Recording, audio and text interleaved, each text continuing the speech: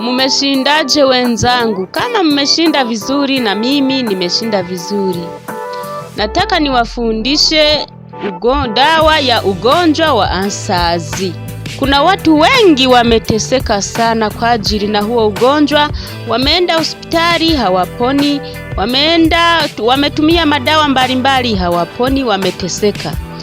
Nataka niwaambie dawa ya ugonjwa wa ansazi ni huu. Hii dawa wanaitwa kisamvu. Unakitoa hivi, unakitoa hivi.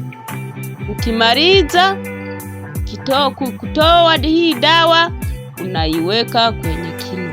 Mnavyoiangalia, nataka muikalili vizuri ili na nyie mkiitumia mupone kama na mimi nilivyokuwa naitumia na nikapona jumla.